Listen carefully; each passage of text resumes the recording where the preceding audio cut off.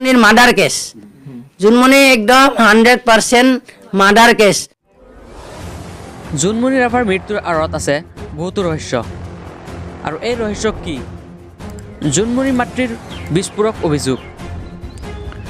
জুনমণিৰ মাতৃয়ে কান্দি কান্দি ক'লে জুনমণিৰ দুৰ্ঘটনা হোৱা নাই, তাইক হত্যা কৰা হৈছে।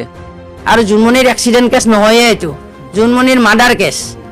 জুনমণি একদম 100% মাৰ্ডাৰ কেছ। বিয়লি 3 বজাতে ওলাই যোৱাৰ জুনমণিয়ে শেষবাৰৰ বাবে কি কৈছিল মাতৃক? এছপিয়ে গালি দিব বুলি মাতৃক কিয় কৈছিল জুনমণিয়ে?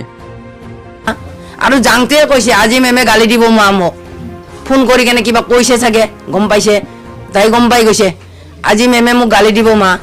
জুনমণি ৰাভাৰ মাতৃয়ে আৰক্ষীৰ বিৰুদ্ধে উত্থাপন কৰিলে কেইবাটাও অভিযোগ। জুনমণিৰ ঘৰত অভিযান চলাই 3 লাখ টকা লৈ গৈছিল আৰক্ষীয়ে। মেম, এডিশ্যনেল ছাৰ, এইবিলাক কনষ্টেবল 3টা আমাৰ ৰুমত আছে। গডৰেজ চডৰেজ চব তালাচ কৰিলে, কৰি ছোৱালীটোৰ পাৰে নেকি 2.5-3 লাখ মান টকা। মোৰ কিন্তু 1,30,000 মান আছিল, 20,000 মান এনেকুৱা আছিল। বুকি চব লৈ লৈছে।